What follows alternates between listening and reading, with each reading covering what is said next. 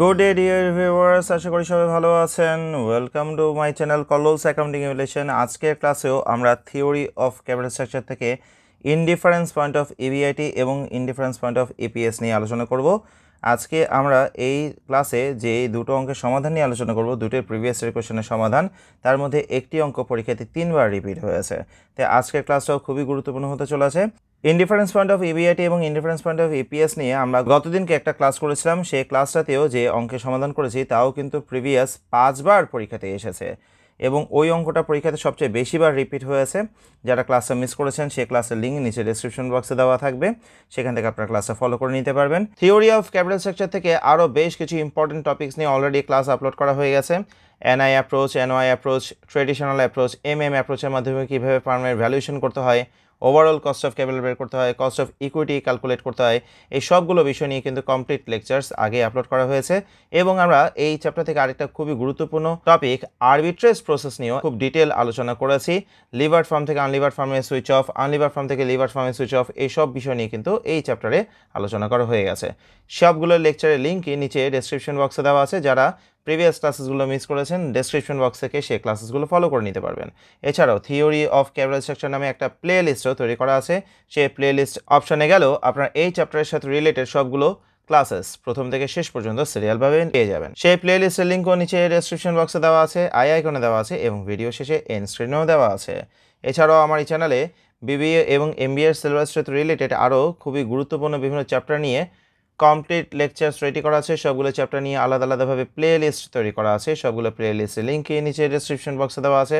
আর এছাড়াও আমার এই চ্যানেলে প্লে লিস্ট নামে একটা অপশন আছে, সেই অপশনে গেলেও আপনারা আপনাদের প্রত্যাশিত চ্যাপ্টারের প্লে লিস্টটি পেয়ে যাবেন। যে কোনো নির্দিষ্ট চ্যাপ্টারের প্লে লিস্ট ফলো করলে সেই চ্যাপ্টারের সাথে রিলেটেড প্রিভিয়াস ইয়ার কোশ্চেনের সমাধান, বিভিন্ন গুরুত্বপূর্ণ অঙ্কের সমাধান, আর এছাড়াও পুরো চ্যাপ্টারের বেসিক্স নিয়েও ডিটেল আলোচনা করা হয়েছে। যে কোনো নির্দিষ্ট চ্যাপ্টারের প্লে লিস্টে গেলে ওই চ্যাপ্টারের সাথে রিলেটেড সবগুলো ক্লাসেস আপনার প্রথম থেকে শেষ পর্যন্ত সিরিয়ালভাবেই পেয়ে যাবেন। যদি এখনও পর্যন্ত চ্যানেলটা সাবস্ক্রাইব না করা থাকে তাহলে অবশ্যই সাবস্ক্রাইব বাটনে ক্লিক করুন, বেল আইকনে ক্লিক করুন, যাতে ভবিষ্যৎ কোনো ক্লাস আপনাদের মিস না হয়। যে কোনো ক্লাস আপলোড করার সাথে সাথেই আপনারা যাতে নোটিফিকেশন পেয়ে যান। এবার আমরা প্রথমে একটা কোয়েশ্চেনের সমাধানে যাই। যে কোয়েশ্চেনটা প্রিভিয়াস একবার পরীক্ষাতে এসেছে, তবে এই কোয়েশ্চেনের সমাধানটা কিন্তু একটু ক্রিটিক্যাল বা ট্রিকি। কারণটা হচ্ছে কি, এখানে প্রেফারেন্স ডিভিডেন্ডের ব্যবহার আসবে, প্রেফারেন্স স্টক ক্যাপিটাল আছে এবং প্রতিটা অল্টারনেটিভে প্রেফারেন্স ডিভিডেন্ডের ব্যবহার আসবে। আমরা গত ক্লাসে যে অঙ্কটা করেছিলাম সেখানে কিন্তু ডিবেঞ্চার এবং কমন স্টকের মাধ্যমে অর্থায়ন নিয়ে আলোচনা করা হয়েছিল, কোনো প্রকার প্রেফারেন্স স্টক ক্যাপিটাল ছিল না। আজকের ক্লাসে যে দুটো অঙ্কের সমাধান নিয়ে আলোচনা করব, দুটো অঙ্কেই কিন্তু প্রেফারেন্স স্টক ক্যাপিটালের ব্যবহার আছে। আমরা প্রথম যে অঙ্কটা করব সেটার প্রশ্নটা পড়ছি। দি ক্যাপিটাল স্ট্রাকচার অফ মৃত্তিকা লিমিটেড ইজ গিভেন বিলো।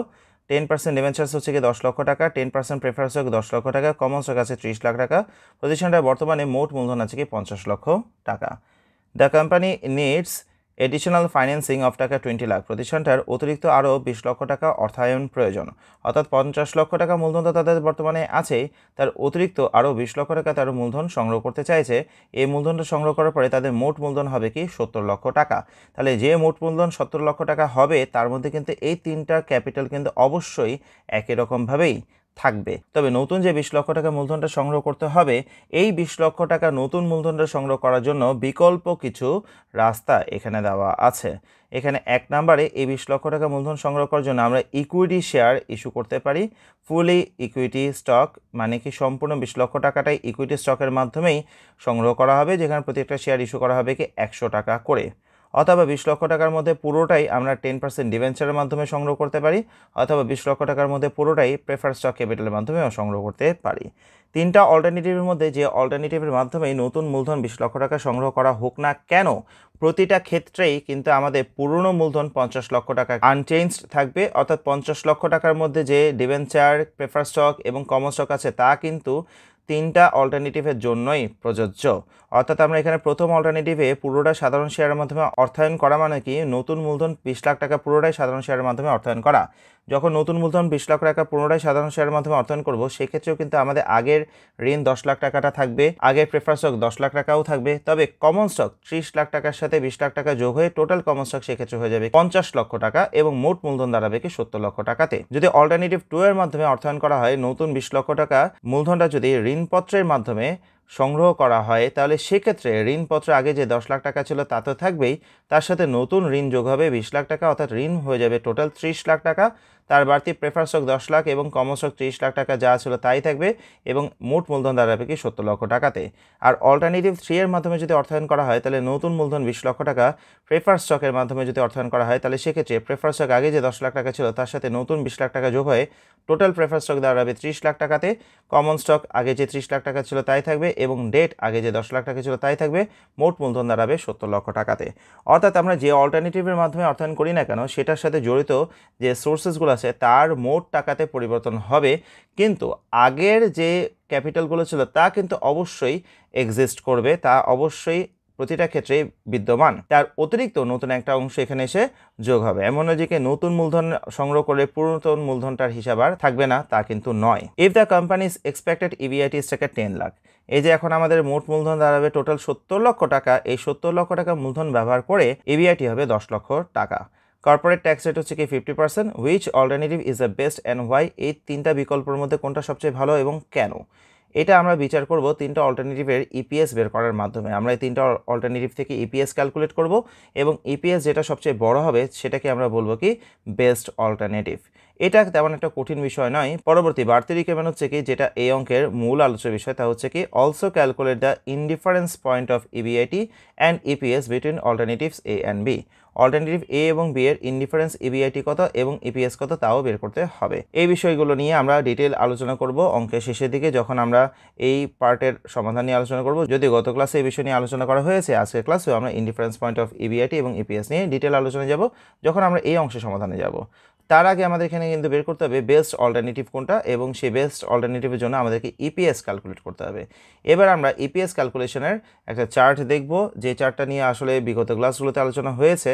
আমরা আজকে আবার সেই চার্টটা নিয়ে আলোচনা করছি, যাতে যারা আগে ক্লাস না করে আজকের ক্লাসে প্রথম করছেন তাদের যাতে অঙ্কটা বুঝতে সুবিধাজনক হয়। এই ইপিএস ক্যালকুলেট করার জন্য যে চার্টটা আমরা এখন দেখছি এটা মূলত শুরু করা হয় সেলসকে দিয়ে। সেলস থেকে ভেরিয়েবল কস্ট মাইনাস করে কন্ট্রিবিউশন মার্জিন পাওয়া যায়, সেখান থেকে ফিক্সড কস্টকে মাইনাস করে এনওআই নেট অপারেটিং ইনকাম অথবা EBIT earnings before interest and ট্যাক্সকে পাওয়া যায়। আমরা আজকে যে টপিকের আলোচনা শুরু করেছি indifference point of EBIT and EPS, সে প্রতিটা অঙ্কেই কিন্তু আমাদের কাজগুলো ইবিআইটি থেকেই শুরু হবে। তাই আমরা ইবিআইটি থেকেই ডিটেল আলোচনা করে আসি। ইবিআইটি থেকে ইন্টারেস্টকে মাইনাস করলে আমরা পাই কি ইবিটি আর্নিংস বিফোর ট্যাক্স অথবা এনআইবিটি নেট ইনকাম বিফোর ট্যাক্স। সেখান থেকে ট্যাক্সকে মাইনাস করার পরে পাওয়া যায় কি ইএটি আর্নিংস আফটার ট্যাক্স অথবা এনআইএটি নেট ইনকাম আফটার ট্যাক্স। সেখান থেকে প্রেফারেন্স ডিভিডেন্ড যদি থাকে তা মাইনাস করার পরে পাওয়া যায় কি EACS earnings available for common stock holders. আমরা এবার earnings available for common stock holders থেকেই আর্নিংস পার শেয়ার ইপিএসকে বের করব। আর ইপিএস বের করার জন্য ইএসিএসকে NS that is number of common shares দিয়ে ভাগ করে দিলেই আমরা রেজাল্টটা পেয়ে যাব। অর্থাৎ ইপিএস যদি আমাদের বের করতে হয় ইবিআইটি থেকে এইভাবে ক্যালকুলেশন করে আসতে হবে। ইবিআইটি থেকে ইন্টারেস্টকে মাইনাস করে ইবিটি পাওয়া যাবে, ট্যাক্স মাইনাস করে ইএটি, প্রেফারেন্স ডিভিডেন্ড মাইনাস করে ইএসিএস এবং ইএসিএসকে এনএসি ভাগ করার পরে পাওয়া যাবে কি ইপিএস। এখন ইপিএস বের করতে হলে তাহলে আমাদের এখানে কি কি ইনফরমেশন দরকার, আমরা কিছুক্ষণ আগে যে কোশ্চেনটা দেখেছি সেখানে কিন্তু দেখছি কি আমাদের ইবিআইটিটা দেওয়াই আছে। এই ইবিআইটি থেকে ইন্টারেস্টকে মাইনাস করে ইবিটিকে বের করতে হবে। এবার ইন্টারেস্ট যখন বিয়োগ করব, ইন্টারেস্টটা বিয়োগ করতে হবে কিন্তু ডেট ক্যাপিটালের উপরে বা ঋণকৃত মূলধনের উপরে। আর ঋণকৃত মূলধনের বিষয়টা যদি আমরা দেখি তাহলে এখানে তিনটা অল্টারনেটিভে কিন্তু ঋণকৃত মূলধনের ব্যবহার কিন্তু ভিন্ন ভিন্ন। এক এক অল্টারনেটিভে ঋণের পরিমাণ এক এক রকম, তাই অবশ্যই ভিন্ন ভিন্ন অল্টারনেটিভে ইন্টারেস্টও কিন্তু ভিন্ন ভিন্ন হবে। তাই আমাদের ইএসিএস পর্যন্ত যাওয়ার আগে কোন কোন অল্টারনেটিভে ইন্টারেস্ট কত তা আগে ওয়ার্কিং করে বের করে নিতে হবে। প্রতিটা অল্টারনেটিভে ইন্টারেস্ট কত হবে তা নির্ণয় করার জন্য একটা ওয়ার্কিং করার প্রয়োজন। এবার ইন্টারেস্ট এক এক অল্টারনেটিভে এক এক রকম হলেও ইবিটি যাই আসুক তার উপরে ট্যাক্স 40%, 30% যাই দেওয়া থাকে, এই ক্যালকুলেশনটা আমরা ছকের মধ্যে দেখাতে পারবো। তাই ট্যাক্সের জন্য অল্টারনেটিভ ওয়াইজ আলাদা আলাদাভাবে ওয়ার্কিং করার প্রয়োজন নেই। এবার ট্যাক্স মাইনাস করে আমরা পাবো ইএটিকে, ইএটি থেকে বাদ দিতে হবে কি প্রেফারেন্স ডিভিডেন্ড। প্রেফারেন্স ডিভিডেন্ড হিসাবটা হয় কি প্রেফারেন্স শেয়ার ক্যাপিটালের উপরে।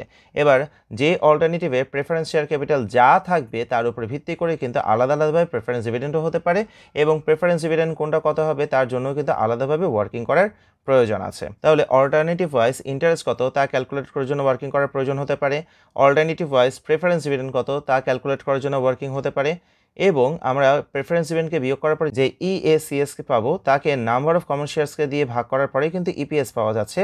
আর নাম্বার অফ কমন শেয়ারসটা কিন্তু ডিপেন্ড করছে কমন শেয়ার ক্যাপিটালের উপরে, এবং অল্টারনেটিভ ওয়াইজ কমন শেয়ার ক্যাপিটালও পরিবর্তন হতে পারে, এবং যদি কমন শেয়ার ক্যাপিটাল পরিবর্তন হয় তার উপরে ভিত্তি করে কিন্তু অবশ্যই নাম্বার অফ শেয়ারসও পরিবর্তন হয়ে যাবে।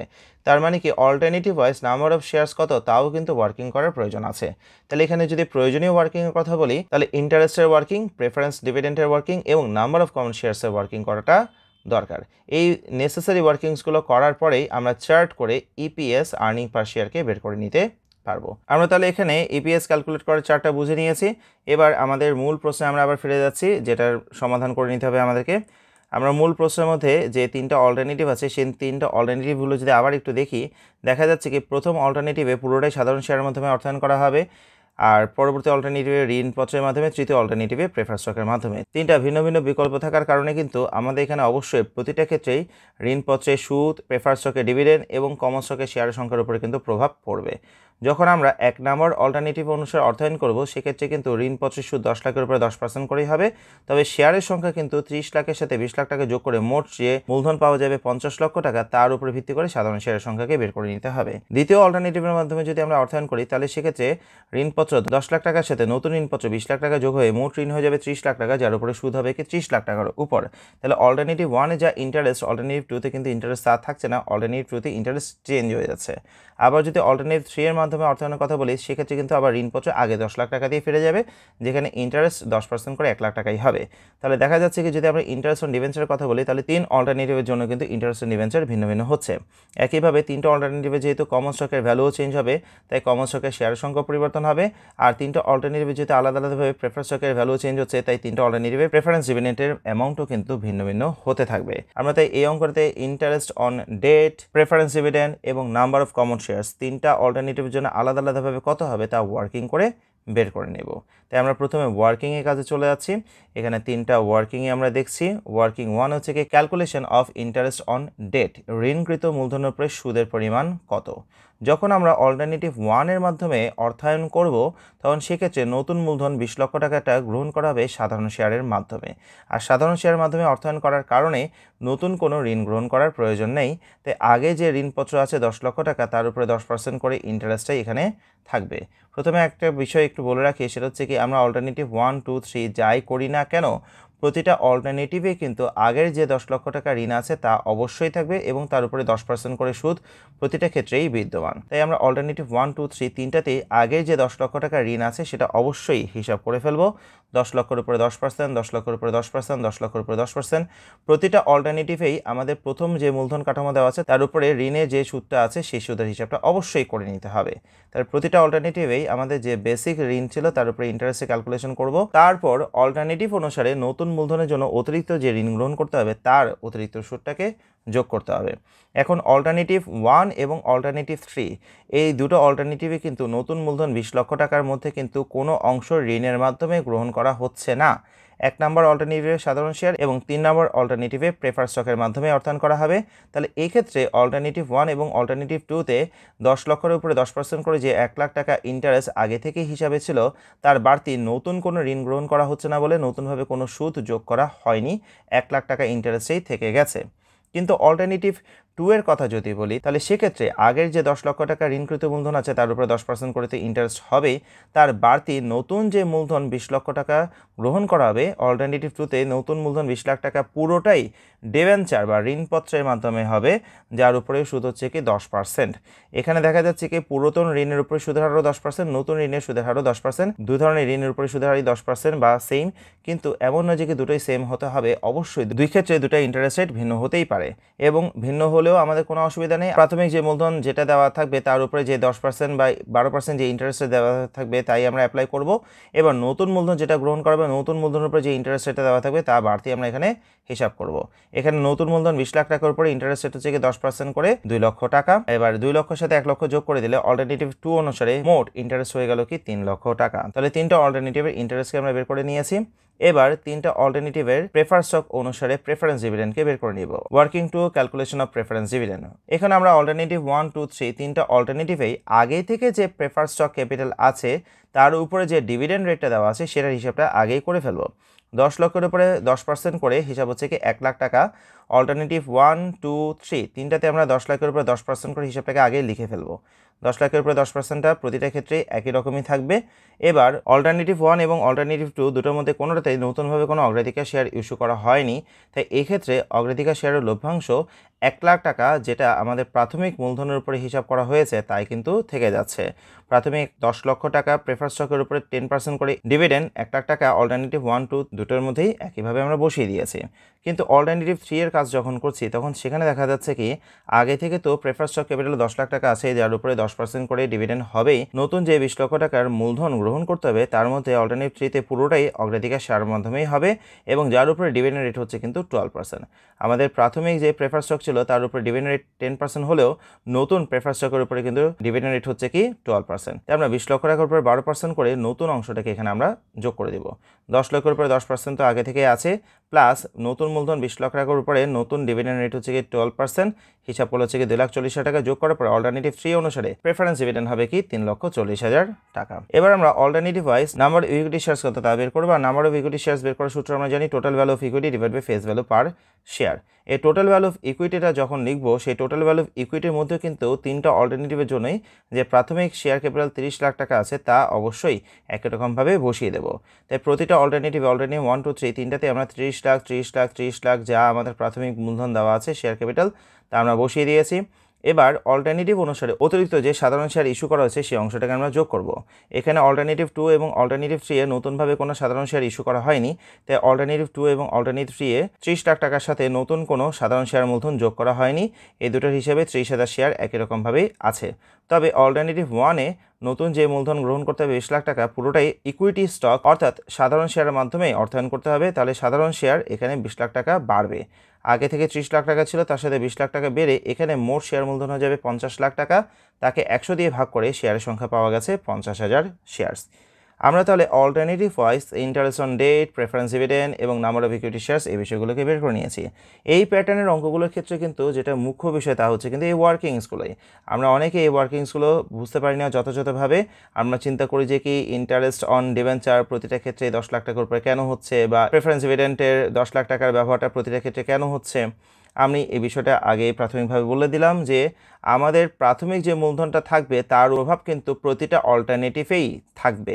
আমরা যখন ইন্টারেস্ট অন ডিবেঞ্চার করবো তখন আগের ঋণকৃত মূলধনের সুদ কিন্তু প্রতিটা অল্টারনেটিভে অবশ্যই থাকবে, তার অতিরিক্ত নতুন যে মূলধনটা গ্রহণ করবে তার বাড়তি অংশটা এখানে আলাদাভাবে যোগ করতে হবে। এটার কারণে আমাদের অল্টারনেটিভ ওয়াইজ হয়তো রেজাল্টগুলো পরিবর্তন হয়ে যাবে। আমাদের এখানে নেসেসারি যে ওয়ার্কিংসগুলো করার প্রয়োজন ছিল তা করে নিয়েছি। এবার আমরা প্রথম যে রিকমেন্ডটা আছে এখানে কোন অল্টারনেটিভটা বেস্ট সেটা রিকমেন্ড করতে হবে এবং সেটা আমরা অবশ্যই রিকমেন্ড করব ইপিএসের মাধ্যমে। এবার ইপিএসের ক্যালকুলেশনে চলে আসছি আর আমরা এখানে দেখছি কি আমাদের ইবিআইটি দেওয়া আছে 10 লাখ টাকা এবং ট্যাক্স রেট দেওয়া আছে কি 50%। এই বিষয়গুলো কিন্তু ইপিএসের ক্যালকুলেশনের কাজে লাগবে।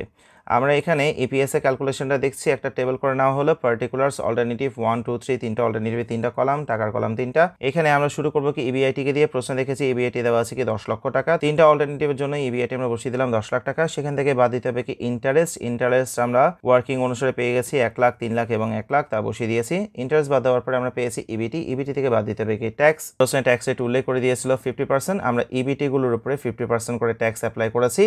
ইবিটির উপরে 50% করে ট্যাক্স ধরার পরে বাদ দেওয়ার পরে আমরা পেয়ে গেছি EAT earnings after tax. Format অনুসারে ইএটি থেকে বাদ দিতে হবে কি প্রেফারেন্স ডিভিডেন্ড। এবার প্রেফারেন্স ডিভিডেন্ডটা আমরা ওয়ার্কিং 2-তে বের করে নিয়েছি 1 লাখ 1 লাখ এবং 3,40,000। অল্টারনেটিভ ওয়াইজ আমরা প্রেফারেন্স ডিভিডেন্ডগুলোকে বসিয়ে দিয়েছি। প্রেফারেন্স ডিভিডেন্ডকে বসিয়ে দেওয়ার পরে আমরা যে মানটা পেয়েছি তা হচ্ছে কি EACS earnings available for common stock holders. এবার ইএসিএস বসানোর পরে আমরা লিখব নাম্বার অফ শেয়ার্স যাকে এনএস দ্বারা ডিনোট করা হয়। আর এই নাম্বার অফ শেয়ারসগুলো আমরা ওয়ার্কিং 3-তে পেয়ে গেছি অল্টারনেটিভ ওয়াইজ 50,000 30,000 30,000 এগুলো বসিয়ে দেওয়া হলো। এখান থেকে এবার আমরা ইপিএসকে বের করতে পারবো। ইপিএসের সূত্র আমরা দেখেছি ইএসিএস বের এনএস। ইএসিএসকে এনএস দিয়ে ভাগ করবো। প্রথম অল্টারনেটিভে 3,50,000কে 50,000 দিয়ে ভাগ করা হচ্ছে কি 7 টাকা। দ্বিতীয় অল্টারনেটিভে ভাগফল হচ্ছে কি 8.33 এবং তৃতীয় অল্টারনেটিভে 1,10,000কে 30,000 দিয়ে ভাগ করে ভাগফল হচ্ছে কি 3.67।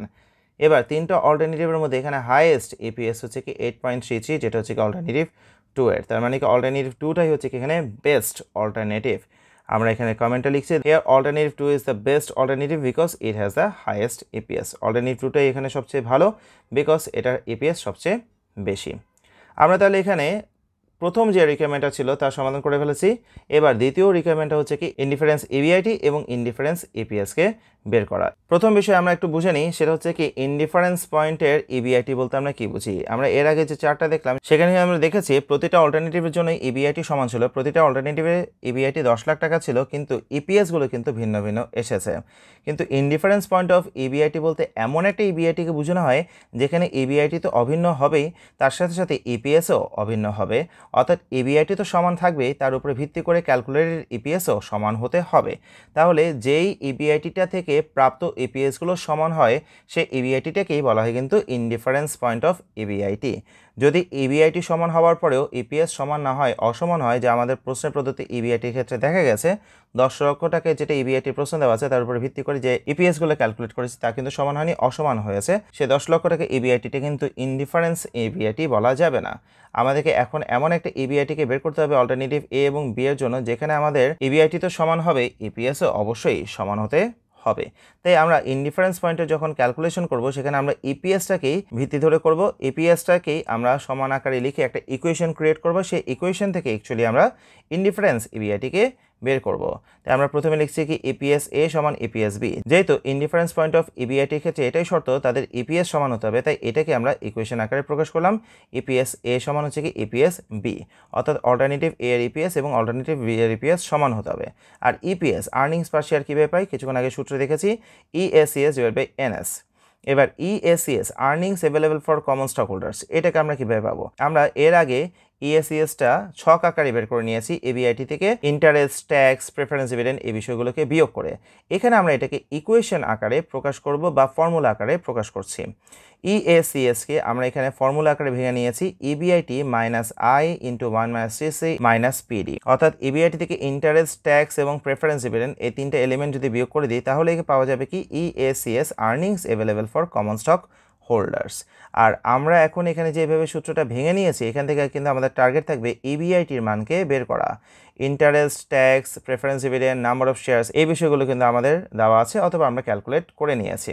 এবার ডান পক্ষে যদি আমরা অল্টারনেটিভ ভি এর জন্য বিষয়টা বলি তাহলে কিন্তু সূত্রটা একইভাবে আমরা ভেঙে নিব। ইএসিএসকে আমরা ভেঙে লিখব কি EBIT minus I into 1 minus CC minus PD, আর নিচে হবে কি এনএস। আর এটা অল্টারনেটিভ বি বোঝানোর জন্য আই এর সাথে বি, পিডি এর সাথে বি এবং এনএস এর সাথে বি ডিনোট করা হয়েছে। আর বাম পাশে এটা এ অপশনটা বোঝানোর জন্য এর সাথে এ, পিডি এর সাথে এ এবং এনএস এর সাথেও এ ডিনোট করা হয়েছে। এবার আমরা এখানে মানগুলো বসিয়ে দিই। মানগুলো যখন লিখবো তখন সেখানে ইবিআইটি ছাড়া ডান পক্ষ বাম পক্ষ দুদিকে ইবিআইটি ছাড়া বাকি মানগুলোকে বসাবো। ডান পক্ষ বাম পক্ষ থেকে আমাদের ইবিআইটি কমন ইবিআইটিটাকে কিন্তু বের করে নিতে হবে। আই এ এর মান আমরা ওয়ার্কিং 1 থেকে পেয়েছি, অল্টারনেটিভ 1 এর ইন্টারেস্ট ছিল 1 লাখ টাকা এবং অল্টারনেটিভ 1 এ প্রেফারেন্স ডিভিডেন্ড আমরা পেয়েছি 1 লাখ টাকা যেটা ওয়ার্কিং 2-তে পেয়েছি। আর অল্টারনেটিভ 1 এর নাম্বার অফ শেয়ার্স হচ্ছে 50,000 যেটা আমরা ওয়ার্কিং 3-তে পেয়েছি।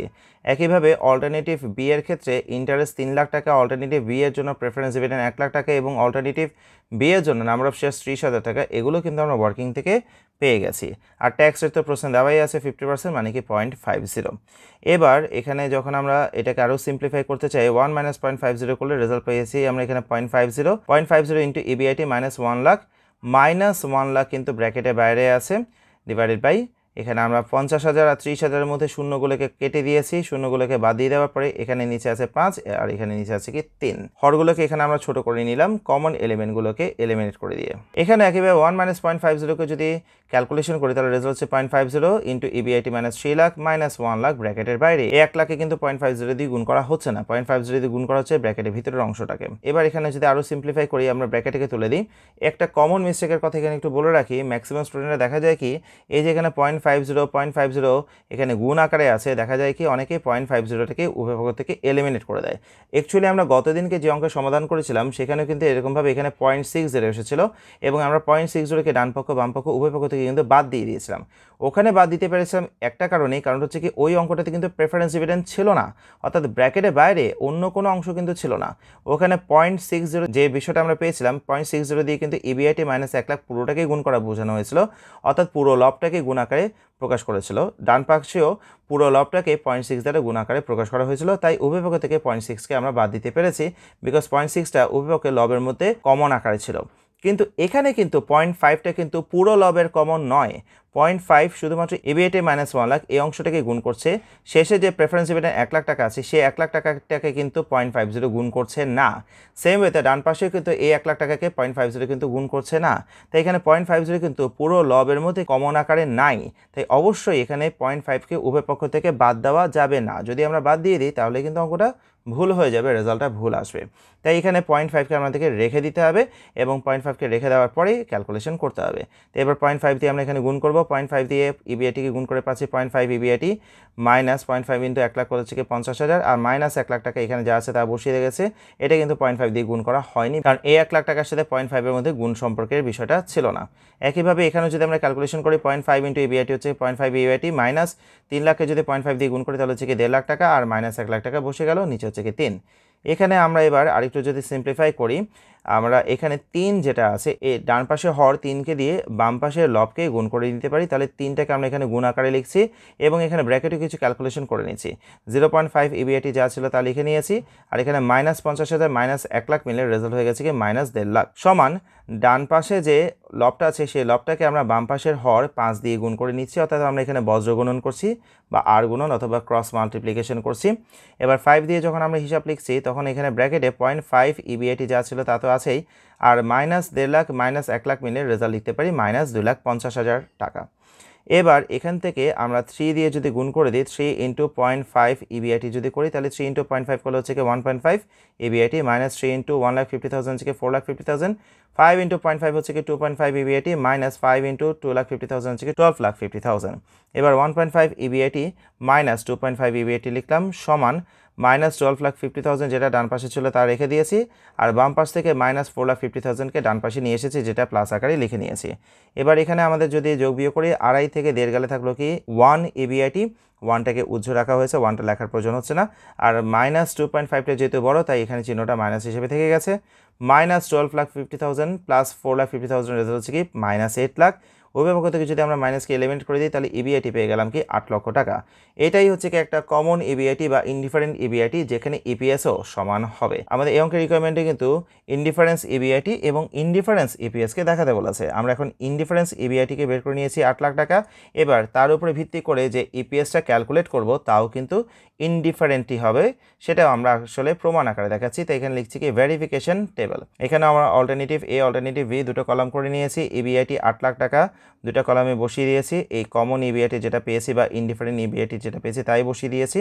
সেখান থেকে ইন্টারেস্টকে বাদ দেবো, অল্টারনেটিভ 1 এর ইন্টারেস্ট হচ্ছে কি 1 লাখ টাকা আর অল্টারনেটিভ 2 এর ইন্টারেস্ট হচ্ছে কি 3 লাখ টাকা। বাদ দেওয়ার পরে ইবিটি পেয়েছি, সেখান থেকে ট্যাক্স বাদ দিলাম, ট্যাক্স ইবিটির উপরে ধার্য করতে হবে।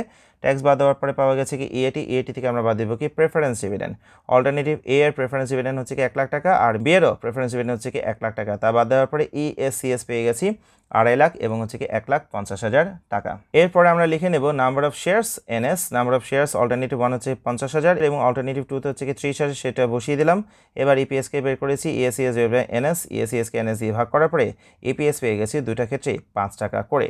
তাহলে দেখা যাচ্ছে কি 8 লাখ টাকা ইবিআইটিতে ইপিএসও সমানভাবে পাওয়া যাবে, যা হচ্ছে কি 5 টাকা। আশা করি অঙ্কের সমাধানটা আপনারা বুঝতে পেরেছেন। এবার আমরা আরেকটা প্রিভিয়াস এর কোশ্চেনের সমাধান করব, যেটা কিন্তু এর আগে পরীক্ষাতে 3 বার এসেছে এবং এটাও খুবই গুরুত্বপূর্ণ একটা অঙ্ক, যেহেতু এগুলো রিপিট করে বারবার তাই এগুলোর প্রতি আপনাদের ইম্পর্টেন্সটা বেশি দিতে হবে। আমরা প্রশ্ন করছি the capital structure of Sathi limited R S follows. Sathi limited একটা মূলধন কাঠামো করে দেওয়া আছে, কমন স্টক আছে, ডিবেঞ্চার্স আছে, মোট মূলধন হচ্ছে কি 60 লক্ষ টাকা। তাহলে আগের অঙ্কটার মতন এখানে একটা প্রাথমিক মূলধন কাঠামো দেওয়া আছে, সাধারণ শেয়ার মূলধন হচ্ছে কি 40 লাখ টাকা এবং ঋণপত্র আছে কি 20 লক্ষ টাকা, যার উপরে সুদের হার হচ্ছে কি 10% করে, মোট মূলধন 60 লক্ষ টাকা। তবে এই মূলধন কাঠামোতে কোনো প্রকার প্রেফার স্টক নেই, পূর্ববর্তী মূলধন কাঠামোতে কোনো প্রকার প্রেফার স্টক নেই। The company needs additional financing of টাকা 20 লাখ। এখানেও অতিরিক্ত আরও 20 লক্ষ টাকা মূলধন দরকার। This can be financed by the following 3 alternatives. এই অর্থায়নটা 3টা বিকল্পের মাধ্যমে করা যেতে পারে। প্রথম বিকল্প হচ্ছে কি ফুলি ইকুইটি স্টক অফ টাকা 100 ইচ, সম্পূর্ণভাবে সাধারণ শেয়ারের মাধ্যমে প্রতিটি শেয়ার মূল্য হবে কি 100 টাকা করে। তাহলে 20 লাখ টাকার মধ্যে 20 লাখ টাকা পুরোটাই সাধারণ শেয়ারের মাধ্যমে অর্থায়ন করা হবে, প্রতিটি শেয়ার মূল্য হচ্ছে কি 100 টাকা। দ্বিতীয় অল্টারনেটিভ হচ্ছে কি পুরোটাই অগ্রাধিকার শেয়ারের মধ্যে অর্থায়ন করা হবে, যেখানে অগ্রাধিকার শেয়ারের উপরে লভ্যাংশের হার হচ্ছে কি 10%। এবং 3 নম্বর অল্টারনেটিভ হচ্ছে কি পুরোটাই ঋণপত্রের মাধ্যমে অর্থায়ন করা হবে, যেখানে ঋণপত্রের সুদের হার হচ্ছে কি 10%। এখানে অল্টারনেটিভগুলো কিন্তু দেখা যাচ্ছে কি আগের অঙ্কের সাথে হুবহু মিল আছে। অঙ্কের কোয়েশ্চেনের প্যাটার্নে শুধুমাত্র একটাই পার্থক্য, সেটা হচ্ছে কি আমাদের যে প্রাথমিক মূলধন কাঠামো আছে সেখানের মধ্যে কোনো প্রেফার স্টক নেই, কিন্তু অল্টারনেটিভে প্রেফার স্টকের ব্যবহার আছে। If the company's expected EBIT টাকা 10 lakh and tax rate 50%, calculate EPS in difference point of EBIT of alternative A and C. আমাদেরকে এখানে ইপিএস ক্যালকুলেট করতে হবে প্রতিটা অল্টারনেটিভের জন্যই, এবং এ এবং সি এই দুটো বিকল্পের ইনডিফারেন্স পয়েন্ট অফ ইবিআইটি কত তা নির্ণয় করতে হবে। রিকোয়ারমেন্টে কোনো ডিফারেন্ট কিছু নেই, আগের অঙ্কের রিকোয়ারমেন্টে যা করেছি তাই আমরা করব। তাহলে ইপিএস বের করতে হলে আমাদের 4টা ইবিআইটিকে দিয়ে শুরু করতে হবে, আর ইবিআইটি থেকে ইন্টারেস্ট, ট্যাক্স, প্রেফারেন্স ডিভিডেন্ড এই বিষয়গুলোকে বাদ দেওয়ার পরে নাম্বার অফ শেয়ার্স লিখবো, তারপরে আমরা ইপিএসকে বের করতে পারবো। তাই এক্ষেত্রে আমাদের অবশ্যই ইন্টারেস্ট অল্টারনেটিভ ওয়াইজ কোনটাতে কত, প্রেফারেন্স ডিভিডেন্ড অল্টারনেটিভ ওয়াইজ কোনটাতে কত, এবং কমন শেয়ার কোনটাতে কত আছে তা কিন্তু আগে ওয়ার্কিং করে বের করে নিতে হবে। তাই এখানে আমরা অবশ্যই ওয়ার্কিংয়ে যাব এবং 3টা ওয়ার্কিং করব। এক্ষেত্রেও ওয়ার্কিং 1-এ এখানে আমরা করছি calculation of interest on debt, ঋণের উপরে সুদের পরিমাণ অল্টারনেটিভ ওয়াইজ কোনখানে কত।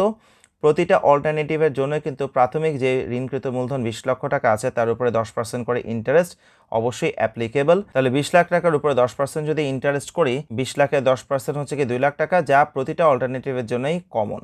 20 লাখে 10%, 20 লাখে 10%, 20 লাখে 10%, 3টা অল্টারনেটিভেই বসিয়ে দেবো, বিকজ এটা আগে থেকে ঋণটা আছে এবং এই ঋণের সুদ প্রতিটা অল্টারনেটিভের জন্যই প্রযোজ্য। এবার অল্টারনেটিভ 3টার মধ্যে কোনখানে নতুনভাবে ঋণ গ্রহণ করা হচ্ছে সেটা দেখি। অল্টারনেটিভ এ এবং বিতে নতুনভাবে কোনো ঋণকৃত মূলধন গ্রহণ করা হয়নি, তাই এক্ষেত্রে কোনো নতুন ইন্টারেস্ট যোগ হবে না। 20 লাখের উপরে 10% করে 2 লাখ টাকা ইন্টারেস্ট থাকবে। তবে অল্টারনেটিভ সিতে এসে দেখা যাচ্ছে কি নতুন যে মূলধন দরকার 20 লাখ টাকা তা পুরোটাই ঋণপত্রের মাধ্যমে অর্থায়ন করা হবে, যার উপরে সুদের হার হচ্ছে কি 10%। অল্টারনেটিভ সিতে এসে আমরা 20 লক্ষের উপরে 10% করে বাড়তি অংশটাকে যোগ করছি। তাহলে আগে থেকে 20 লক্ষ টাকা ঋণ তো ছিল, তার উপরে 10% করে ইন্টারেস্ট আছেই, নতুন আরও 20 লাখ টাকা ঋণ গ্রহণ করা হবে অল্টারনেটিভ সি অনুসারে, যার উপরে ইন্টারেস্ট হবে কি 10%, মোট সুদ হয়ে গেল কি 4 লাখ টাকা।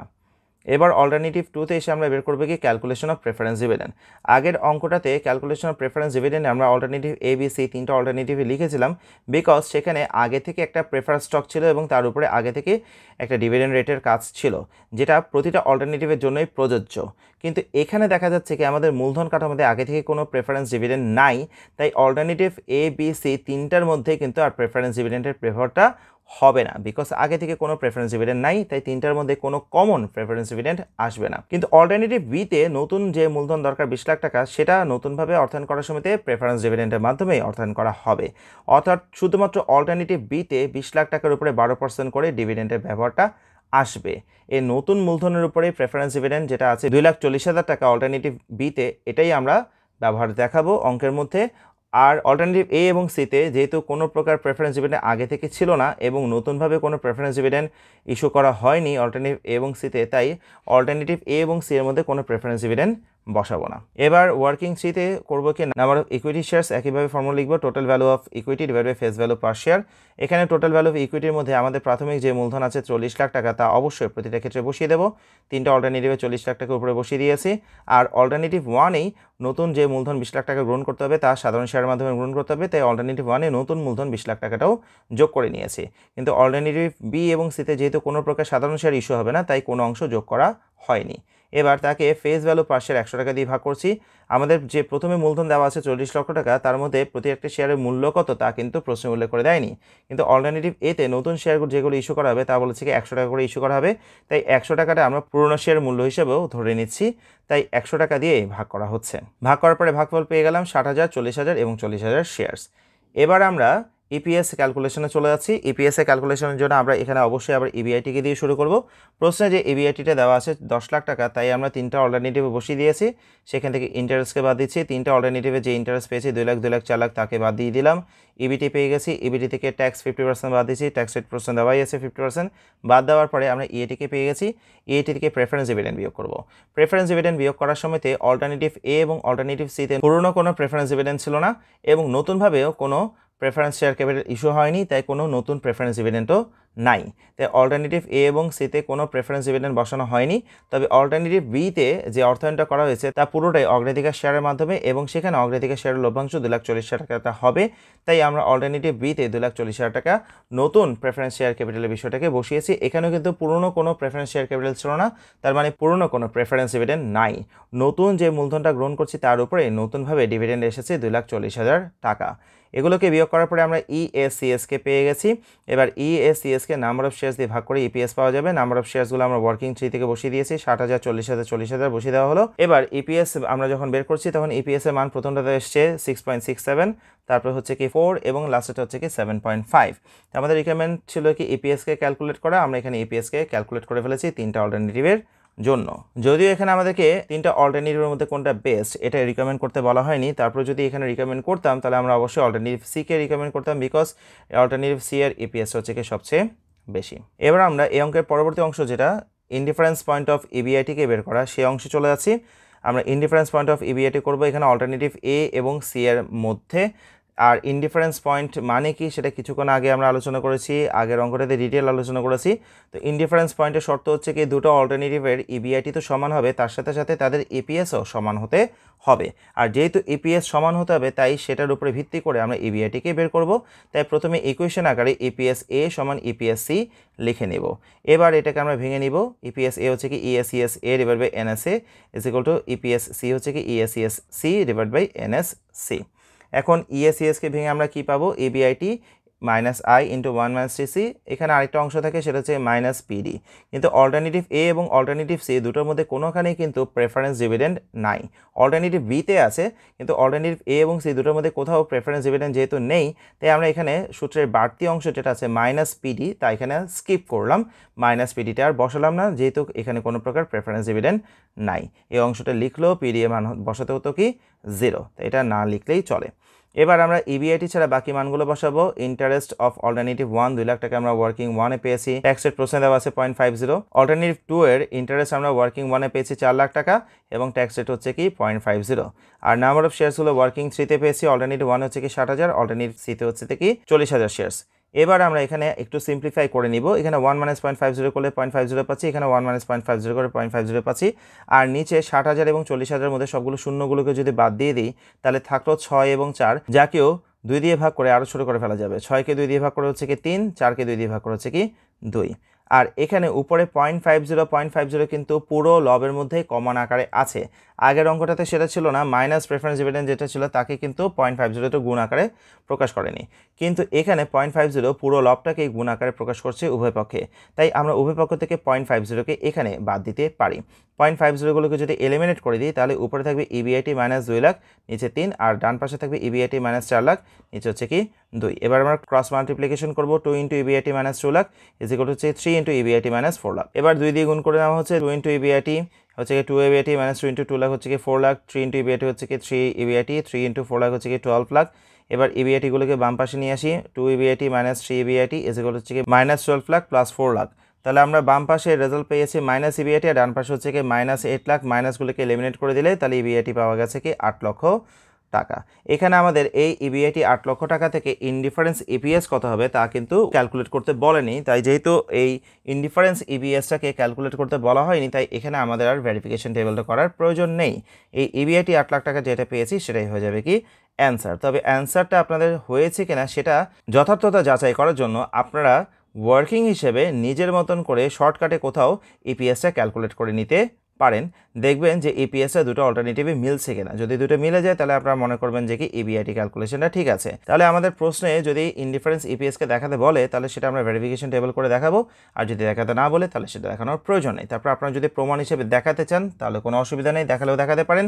তবে যেহেতু প্রশ্নের রিকোয়ারমেন্টের মধ্যে এটা দেয়নি তো এটা না দেখালেই ভালো হয়, আর বরং এটা দেখাতে গেলে আপনাদের সময়টাও নষ্ট হবে। আমরা আজকে দুটো প্রিভিয়াস ইয়ার কোয়েশ্চেন সমাধান নিয়ে আলোচনা করলাম, যার মধ্যে একটা অঙ্ক 3বার পরীক্ষাতে এসেছে। আমরা আগামী ক্লাসও এই ইনডিফারেন্স পয়েন্ট থেকে আরেকটা অঙ্ক করব, প্রিভিয়াস ইয়ার অঙ্কের সমাধান করব, তবে সেই অঙ্কের কোয়েশ্চেন প্যাটার্নটা একটু ডিফারেন্ট।